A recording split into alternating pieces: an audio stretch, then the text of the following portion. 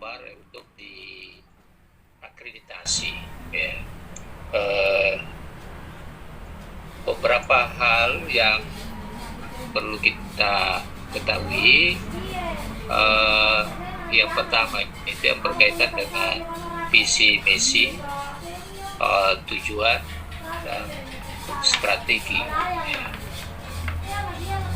Jadi kita perlu untuk melakukan rapat pimpinan, bagaimana kita menentukan visi misi,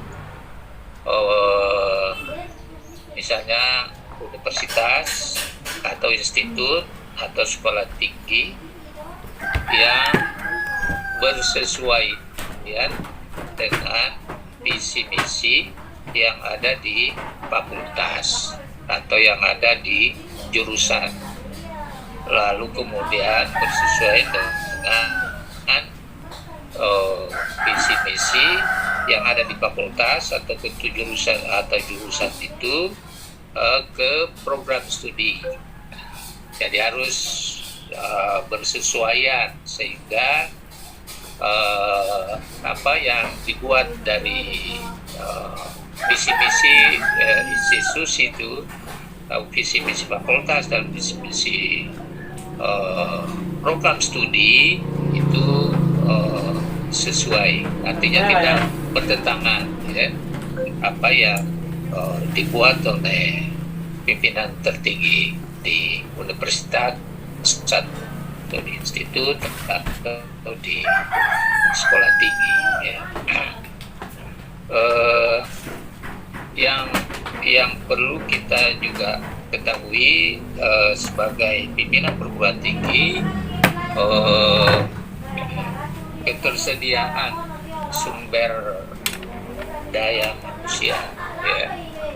Misalnya pada tenaga pendidik atau dosen yang ada di program studi itu yang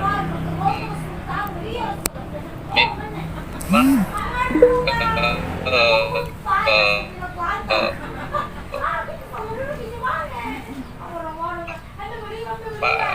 bidang ilmu dosen di prodi tersebut ya, jadi harus sesuai prodinya, minimal 5 orang dosen tetap di prodi atau 6 orang, boleh lebih ya, 7, 8 bahkan beberapa, tapi dilihat jumlah mahasiswanya. Kalau banyak jumlah mahasiswanya, maka di satu program studi, maka dosen di program studi itu bisa menambah dosen tetap yang sesuai dengan bidang ilmunya, beberapa orang dosen agar supaya rasio yang dimiliki oleh program studi itu, dosen dengan mahasiswa itu berimbang, artinya ya memiliki rasio yang sangat memadai ya. Jadi tidak berlebih dan tidak kurang rasionya ya. Karena kalau misalnya berlebih, maka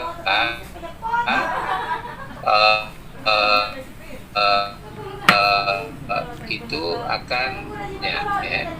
Demikian pula itu kalau kurang juga akan sedikit skornya ya. Jadi kita sebagai pimpinan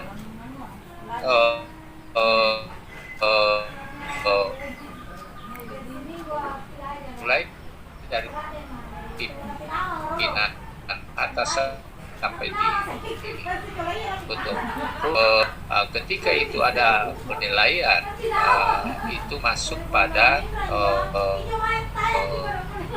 penilaian yang mungkin ya. Nah, itu misalnya di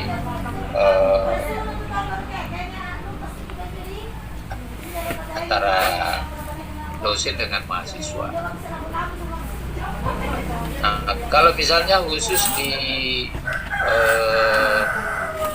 khusus dosen di program studi, maka dosen-dosen yang ada di program studi itu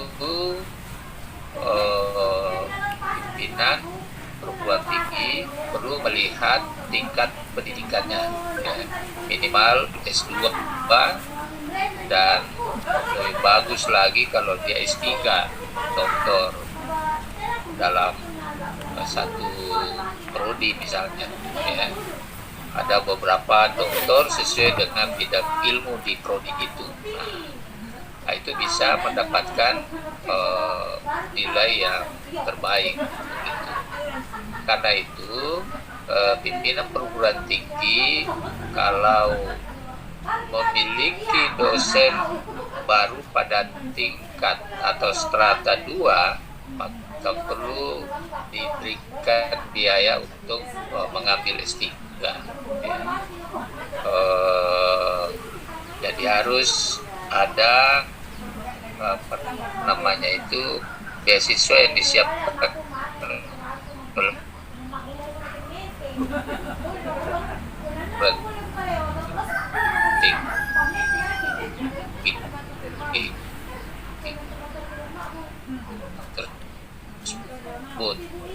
di KBN itu bagus mereka karena sisa mengajukan saja dana berapa yang dia butuhkan, diminta, ya, sama Kementerian Agama. Beda kita kalau swasta itu kita ya mencari sendiri, ya. Nah itu jadi karena kita ini di lingkup Kepertais wilayah 8, ya, jumlah perguruan tingginya itu ya mungkin sudah di atas 60, ya, perguruan tinggi di wilayah 8, ya. Nah, sehingga ini semua pimpinan perguruan tinggi swasta perlu memang berusaha sedang mencari perangkat buat agar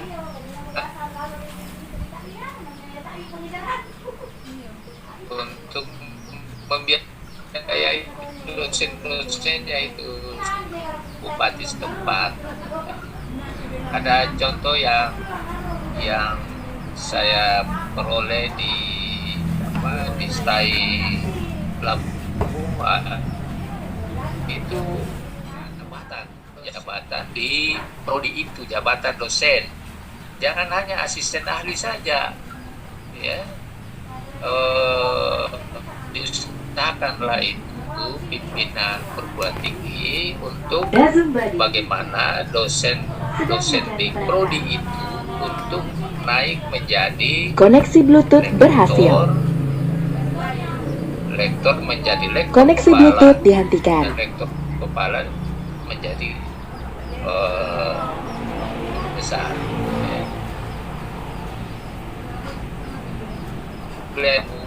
Yang dilihat dari aspek kepangkatan dosen, ya, masih lebih banyak asisten ahli dan lektor kepala, ya ada juga beberapa, ya, di perguruan tinggi di bawah Kepertais wilayah 8, ya. Guru besarnya juga ada 1-2 yang kita harapkan itu bagus kalau perguruan tinggi itu berusaha untuk bagaimana dosennya itu di prodi tidak pindah-pindah, ya. Jadi jangan dibiarkan dia pindah, ya. Apalagi kalau misalnya lulus PNS, CPNS misalnya itu, ya biarlah begitu, tapi jangan dia pindah, ya. Diperbantukan di sekolah tinggi tersebut, karena kalau itu pindah maka dosen kita berkurang di prodi itu. Nah, kalau berkurang misalnya tidak sampai 5, maka itu sulit untuk diakreditasi. Ya. Nah, jadi para pimpinan perguruan tinggi itu perlu untuk bagaimana dosen yang kita miliki itu bisa dia tetap, ya, dosen tetap prodi di sekolah tinggi kita atau di institut atau di universitas kita ini. Jadi tidak pindah-pindah, ya. Sehingga itu menjadi salah satu kekuatan yang dimiliki oleh prodi itu, dosen-dosen yang ada di situ. Ya. Nah, itu dari aspek jabatan fungsional dosen, ya, harus kita pacu mereka itu supaya cepat naik pangkat, ya. Lektor ke lektor kepala ke guru besar, itu bagusnya. Ya. Yang menjadi kendala juga itu adalah ini menulis di artikel di jurnal, ya, artikel jurnal, sehingga perlu dosen-dosen kita itu dibimbing bagaimana caranya bisa membuat artikel, baik itu artikel melalui penelitian lapangan maupun penelitian pemikiran atau penelitian kepustakaan, ya. Artinya itu digiatkan dosen-dosen kita itu untuk menghasilkan, ya, penelitian yang berkaitan dengan program studinya, menyusun buku-buku reference, ya. Karena itu semuanya akan berdampak positif terhadap prodi kita, ya. Jadi misalnya seorang dosen menyusun buku, jangan hanya untuk dirinya sendiri di prodi itu, ya, bisa dengan mahasiswa. Jadi satu dosen, satu mahasiswa atau dua mahasiswa menyusun buku, kolaborasi antara dosen dengan mahasiswa, sehingga itu menambah nilai dari 9 standar itu ada penilaiannya di situ. Bagaimana keaktifan dosen dan mahasiswa itu baik di bidang pendidikan, pengajaran, penelitian, pengabdian masyarakat, dan publikasi, ya. Sehingga pimpinan perguruan tinggi itu juga harus menyiapkan dana untuk membantu penelitian dosen, ya. Membantu di bidang pengabdian kepada masyarakat, membantu untuk publikasi hasil penelitian dan atau hasil pemikiran para dosen, sehingga nantinya dari 9 kriteria itu tidak ada yang kosong, ya, tidak ada yang kosong, karena ada di situ dosennya, ada mahasiswanya, ya, ada pengabdiannya kepada masyarakat, ya, ada publikasinya.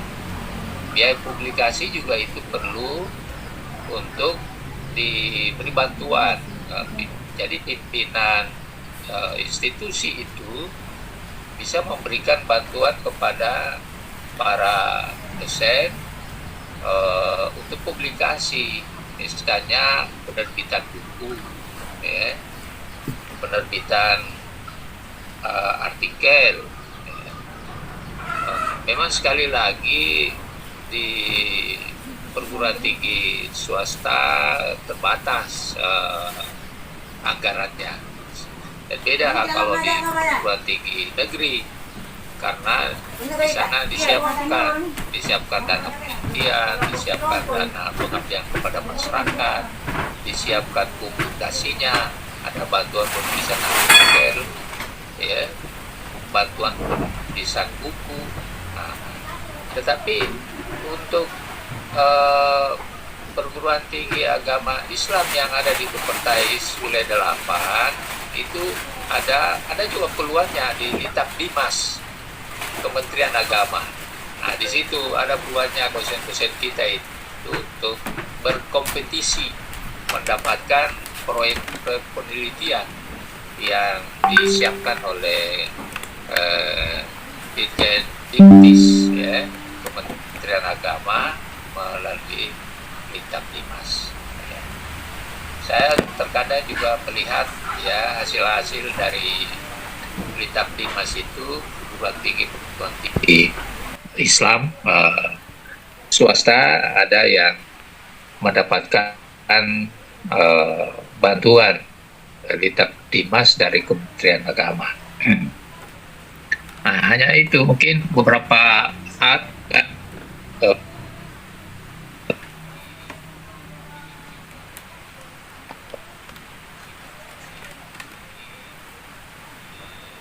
produk-produk yang dibuat oleh dosen.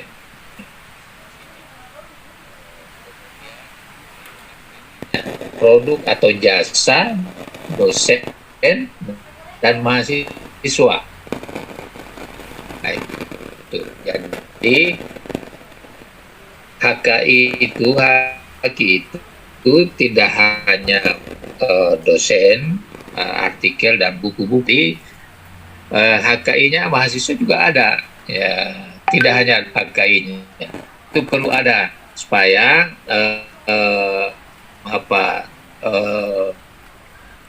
dari 9 kriteria yang ditetapkan itu semuanya terisi. Nah, semuanya terisi, tidak ada yang kosong, supaya saya ingin melihat akreditasi program studi di sekolah tinggi atau perguruan tinggi keagamaan Islam itu swasta tidak kalah dengan negeri ya, di bawah lingkungan Kementerian Agama ya, bersaing itu kan. Sebenarnya statusnya sama itu, negeri dengan swasta, hanya perolehan pembiayaan itu di situ bedanya. Kalau negeri banyak dikasih sama Kementerian Agama, kalau swasta sedikit ya. Untuk baru kalau dikasih bantuan-bantuan dari Kementerian Agama ya, itu pun biasa kalau dikasih sedikit sekali. Dan itu juga tidak semuanya, paling dalam satu tahun anggaran ada berapa, mungkin 5 perguruan tinggi swasta yang dapat bantuan. Tahun depan lagi dipergilirkan ya, yang baik. Kecuali mungkin yang bagus hubungan komunikasinya dengan pusat ya. Seperti Sengkang. Nah, itu Sengkang bagus juga, saya lihat itu hampir setiap tahun dia ada proyeknya itu, jadi bagus komunikasinya dia dengan kementerian itu. Saya harapkan juga itu sekolah tinggi atau perguruan tinggi lain ya membangun komunikasi yang baik dengan Kepertais dan juga Diktis di Kementerian Agama pusat. Nah, demikian pula yang berkaitan dengan kerjasama itu diupayakan ada kerjasamanya dengan pendidikan di luar negeri ya. Yang dekat saja bisa kita kerjasama, misalnya di Thailand, seperti itu tadi diskusinya itu dengan perguruan tinggi yang ada di luar negeri, itu peluangnya bisa ya, biar satu saja tidak apa-apa, yang penting ada kerjasama kita dengan pendidikan di luar negeri. Kalau ada satu kan nilainya ada di situ. Kalau kita diakreditasi, mana kerjasamanya? Ini kerjasamanya dengan perguruan tinggi ini di Thailand misalnya, atau di Malaysia. Nah itu. Kemudian ada perguruan tinggi dalam negeri. Ya sesama STAI bisa.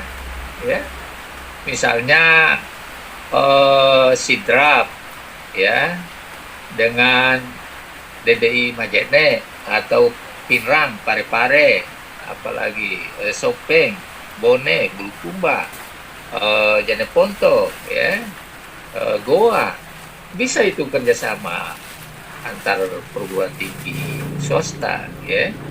Nah, jadi ketika kita diakreditasi ada isinya, ya.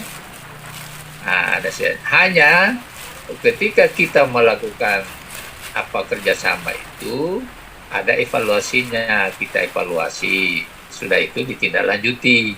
Nah, jadi ada perencanaannya, ada pelaksanaannya, ada evaluasinya, ada tindak lanjutnya. Semua ini harus dilakukan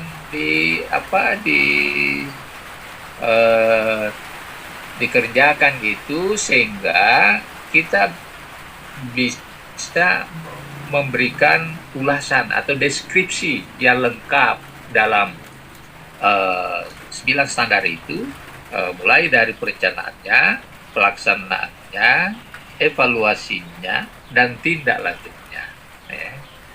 Nah, itu. Kalau yang berkaitan dengan kebijakan, maka kebijakan ketunjukkanlah itu kalau ada kebijakan, undang-undangnya, peraturan-peraturan pemerintah, ya, peraturannya rektor atau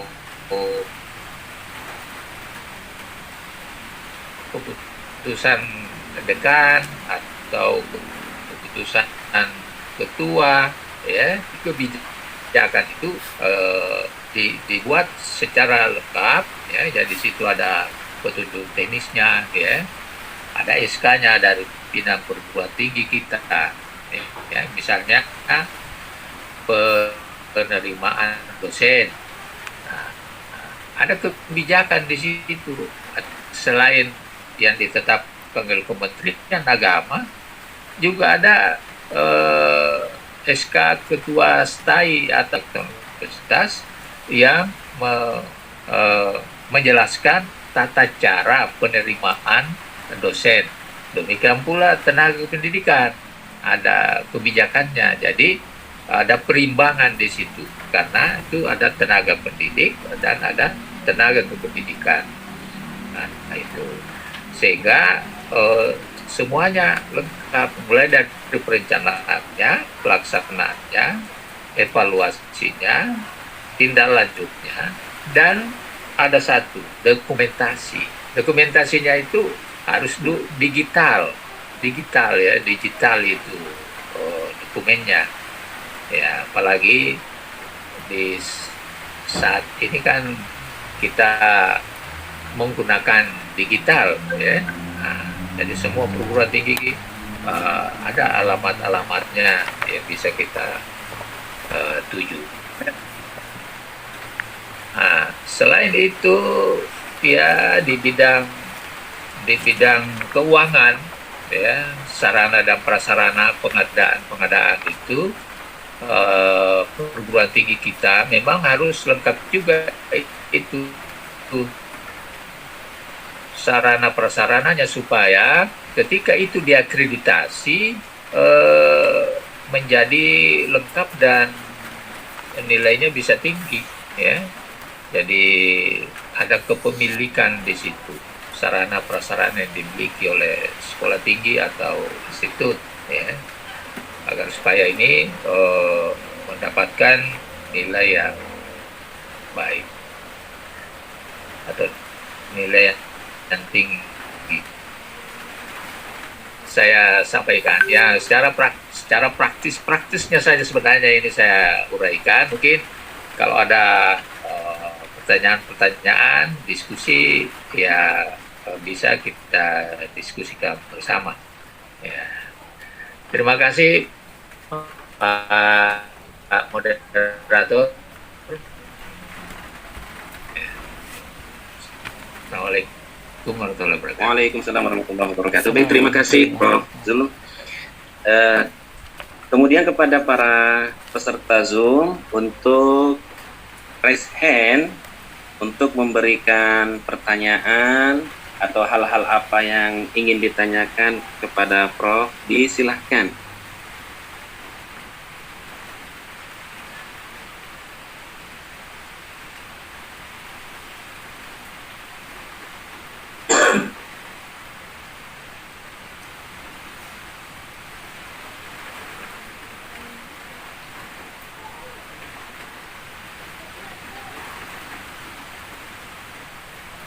Ya, disilahkan kepada ya Ustaz. Pak Moderator, Ustadz Muslim, dan sama-sama kita hormati, kita muliakan Prof. Profesor Dr. Zulkifli Mustan. Baik Prof, tadi menarik sekali pembahasan materi yang Prof sampaikan.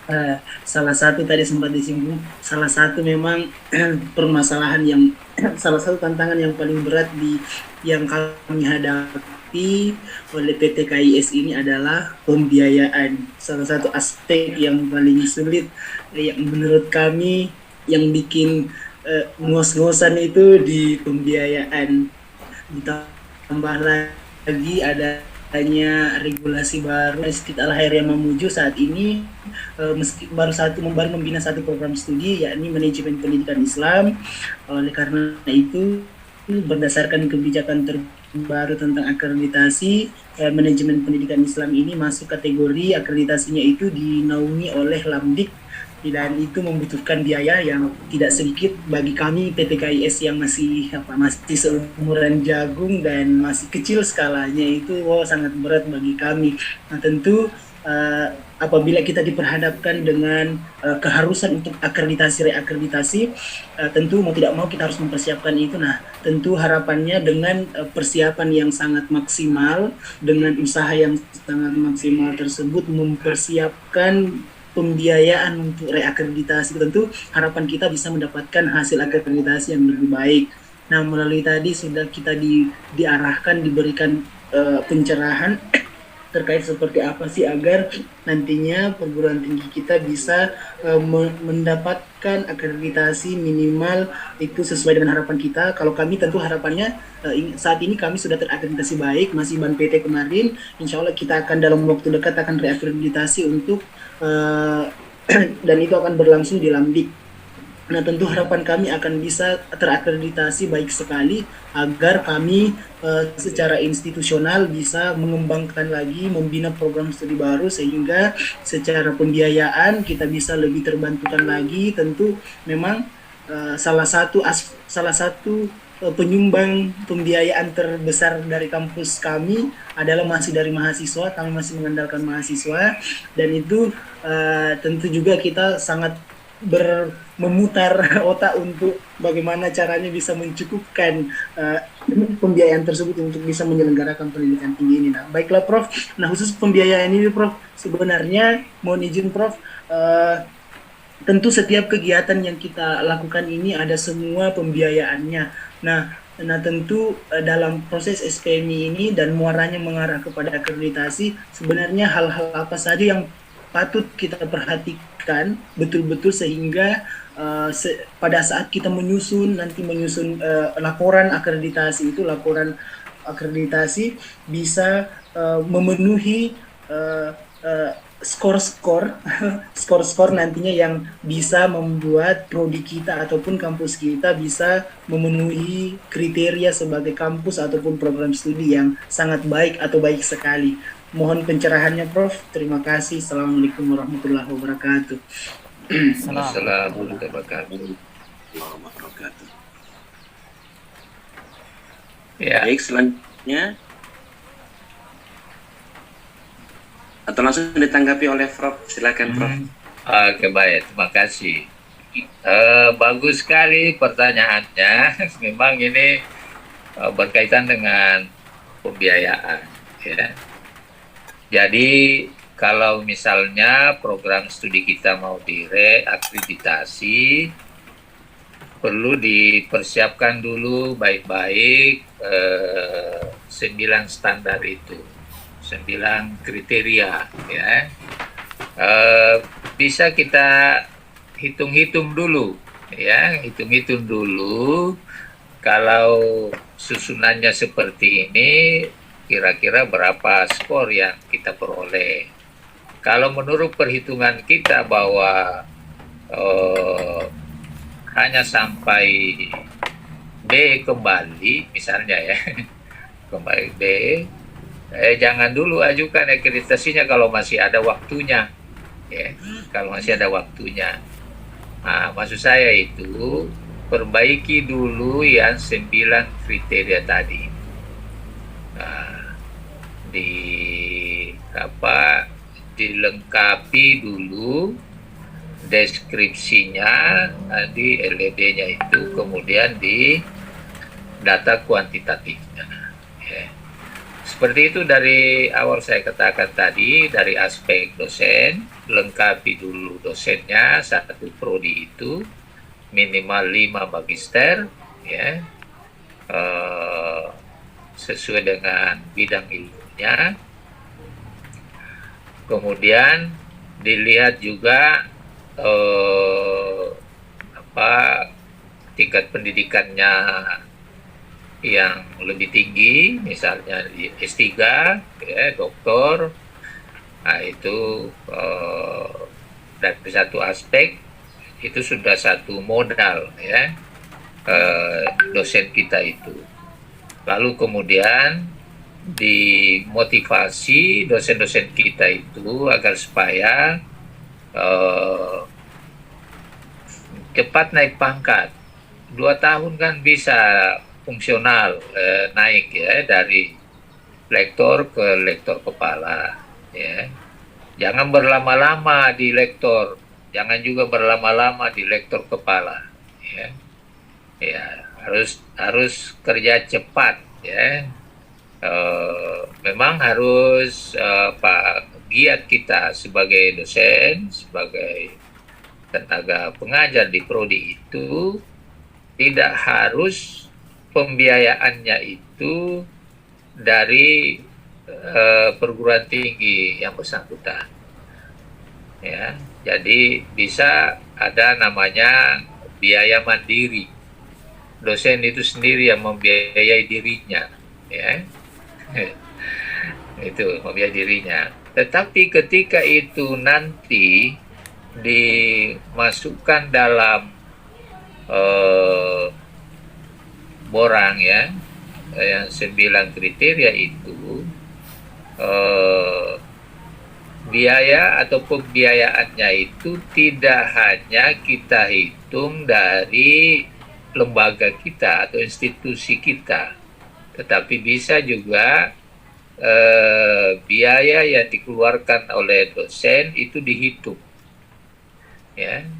Misalnya seorang dosen itu menulis buku, lalu kemudian dia sendiri yang membiayai cetakannya. Misalnya mencetak buku itu misalnya biayanya 3 juta misalnya, ya. Maka yang 3 juta itu bisa masuk, bisa dinilai menambah biaya yang tersedia di institusinya, ya. Misalnya institusi dananya hanya misalnya 10 juta, tapi ada dari yang dilakukan oleh dosen secara mandiri yang nilainya 3 juta misalnya, maka itu dapat dihitung, ya, menjadi 13 juta.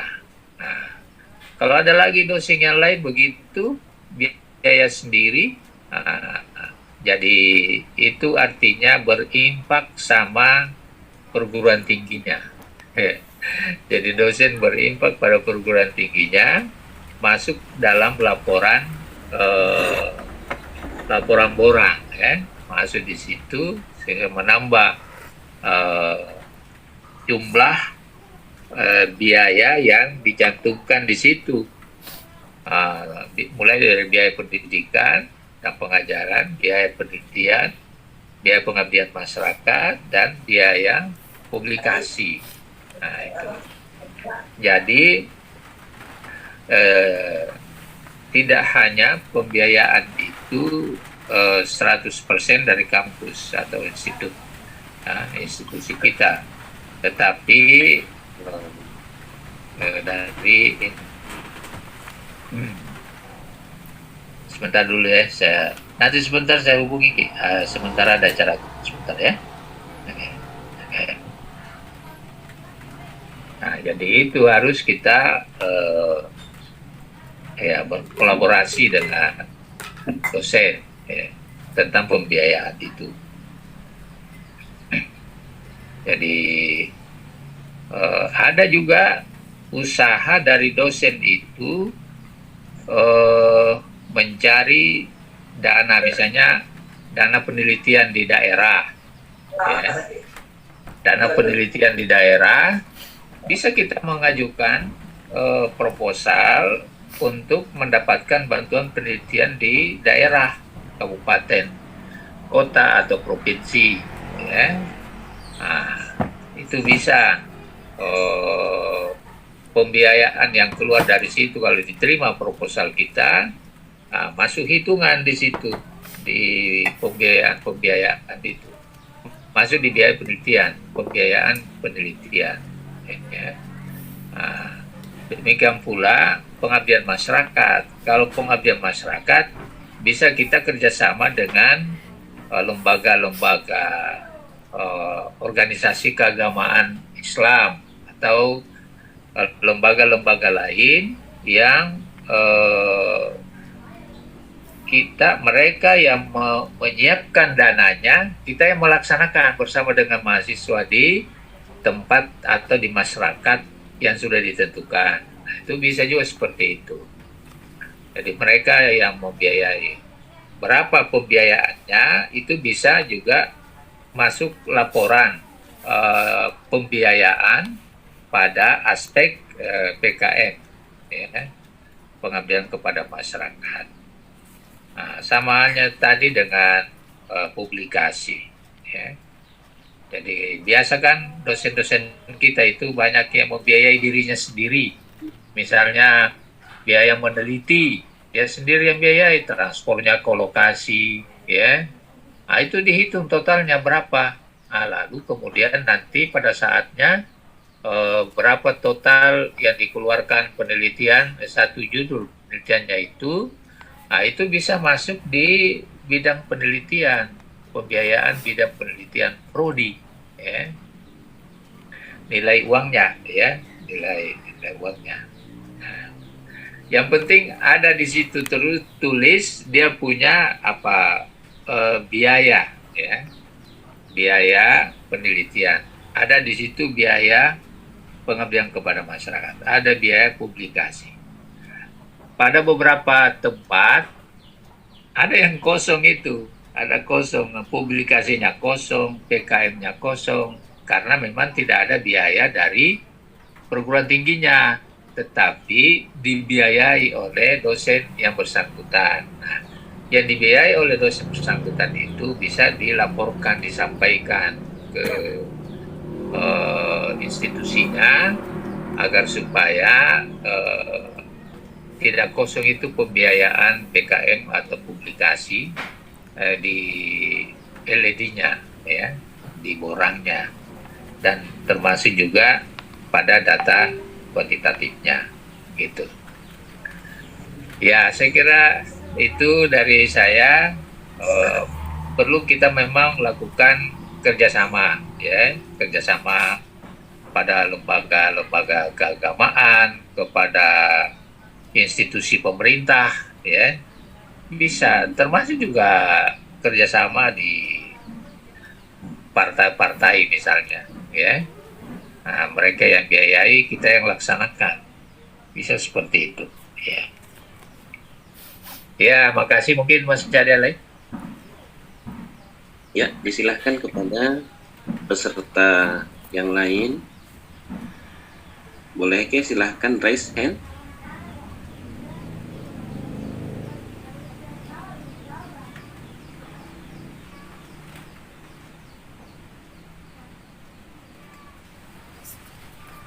Untuk teman-teman mahasiswa pasca sarjana yang mungkin punya pengajian, siapa tahu itu bisa menjadi pengabdian masyarakat yang masuk dalam borang universitas atau institut.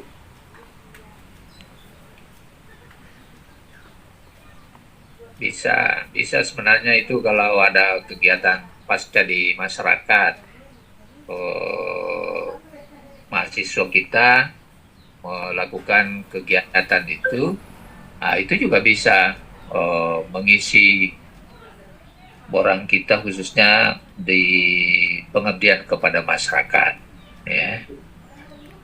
Misalnya eh, apa pembinaan nih baca Al-Quran di masyarakat, nah itu bisa masuk di pengabdian kepada masyarakat. Pembinaan-pembinaan khusus bersama-sama dengan mahasiswa kepada masyarakat itu juga bisa dilakukan dan dapat mengisi LED yang kita susun, ya. Yang penting ada di situ ada surat tugasnya, ya, dari pimpinan institusi, ya.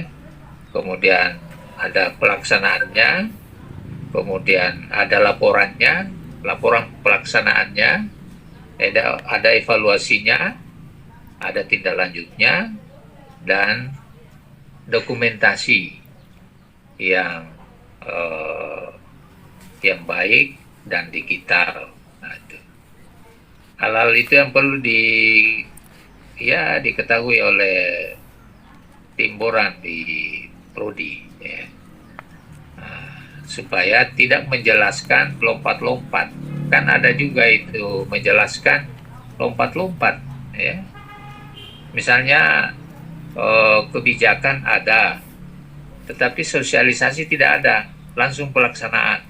Nah, padahal yang diminta di situ ada kebijakan, ada sosialisasi, ya, ada pelaksanaan, ada evaluasi, ada tindak lanjut, dan ada dokumentasi digital. Nah, kalau itu ada semua, tinggi skornya, ya.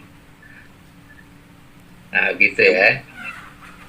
Mohon izin ini Prof, ini kami di antara beberapa teman pasca sarjana itu banyak yang ada masjid tempat dia ngisi pengajian, ada juga panti asuhan tempat dia mengajar untuk anak-anak di panti asuhan. Sekiranya ini sebenarnya sudah kegiatan lama sejak beberapa bulan yang lalu. Nah, sekiranya ini menjadi tambahan, umpama minta surat tugas dari kampus, itu bisa menjadi bagian dari pengisian borang. Bagaimana, Prof?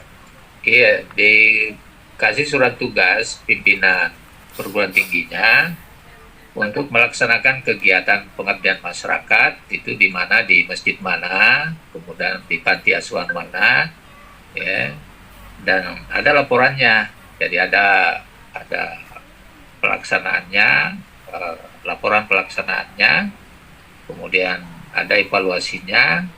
Misalnya evaluasinya dalam 3 bulan atau 6 bulan, ya, dievaluasi, kemudian ditindaklanjuti dan terdokumentasi, ya. Ada dokumennya. Nah, itu bisa masuk di borang PKN, ya. Ya, alhamdulillah. Untuk teman-teman yang lain, silahkan yang ingin bertanya. Ada dari Balikpapan, dari Jeneponto, dan juga dari beberapa tempat yang lain. Oh iya. Nah, saya kira ini jadi kabar baik untuk teman-teman di pasca sarjana yang sudah beraktivitas selama ini di masjid-masjid, kemudian juga di beberapa panti, bisa menjadi program diberi surat tugas, nah, bisa menjadi tambahan laporan untuk kampus kita. Iya. Bisa. Ya, yang nampaknya mungkin untuk raise hand disilahkan.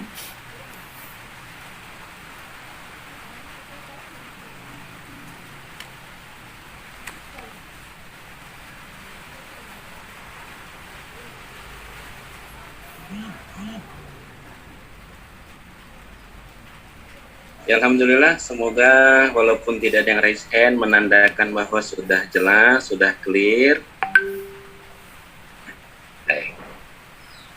Sehingga kembali ke Ustadz Akbar.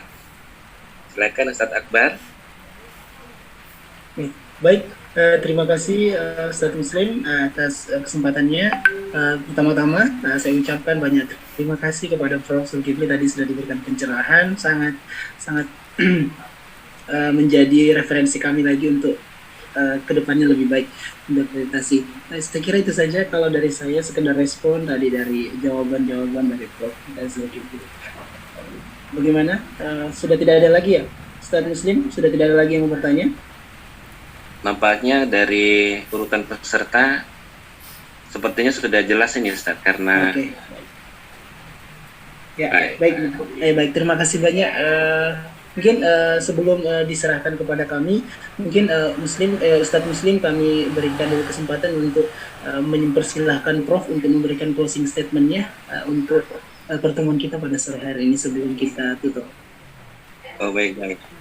Ya.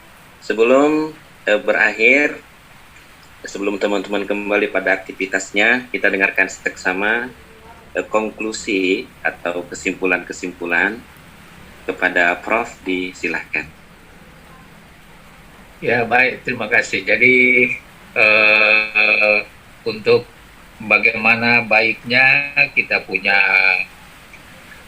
program studi yang mau diakreditasi, termasuk institusinya, ya, perlu kita menyusun 9 kriteria itu dengan lengkap, ya, dengan lengkap, karena dengan lengkapnya pengisian LED itu maka berpotensi untuk mendapatkan skor-skor yang tinggi, ya. Nah, jadi diusahakan itu LED-nya, deskripsinya itu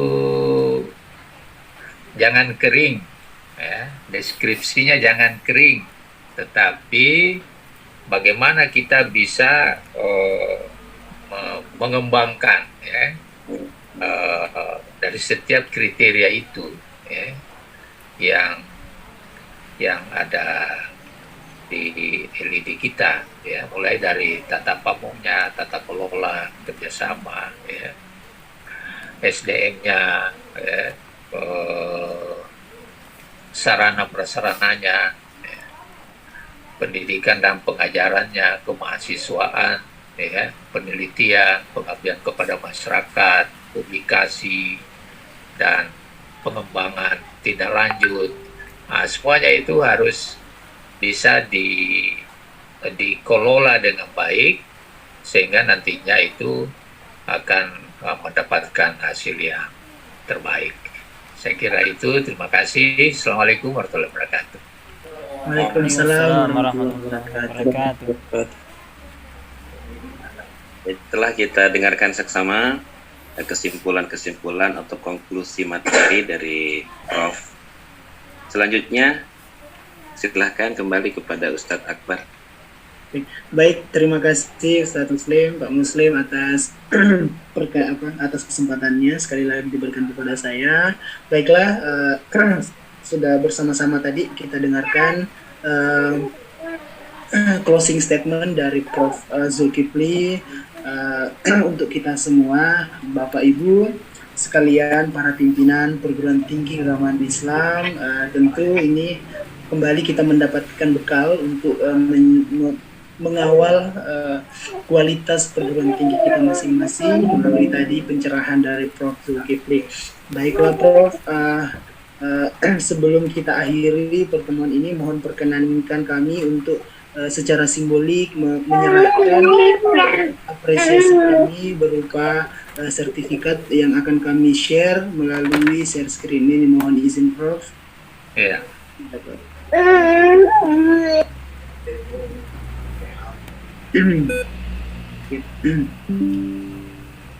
Mana tadi?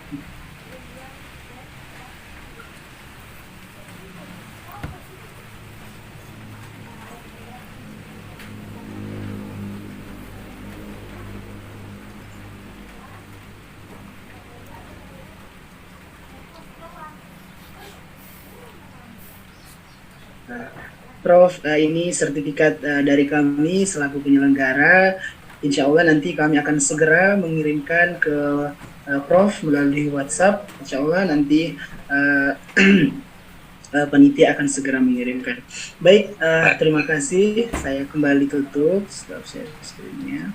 Baik, baiklah Bapak Ibu sekalian, Prof Zulkifli yang sama-sama kita muliakan. Kami mohon undur diri, mohon maaf atas segala hilaf, atas segala salah kata, salah tingkah dalam proses diskusi kita pada sore hari ini. Kami sangat berterima kasih kepada khususnya mobil khusus kepada Zulkifli dan Pak Ustadz Muslim selaku moderator dan seluruh Bapak Ibu pimpinan yang sore hari ini meluangkan waktunya di tengah kesibukan sama-sama meramaikan diskusi kita. Insya Allah esok hari akan kita lanjutkan lagi dengan narasumber yang lain. Demikian, mari kita sama-sama, saya mengajak kepada seluruh peserta, kepada seluruh Bapak Ibu sekalian untuk mengakhiri pertemuan kita ini dengan sama-sama melafadzkan Alhamdulillahirabbil alamin. Alhamdulillah. Billahi taufiq wal hidayah. Wassalamualaikum warahmatullahi wabarakatuh. Waalaikumsalam. Terima kasih semua ya.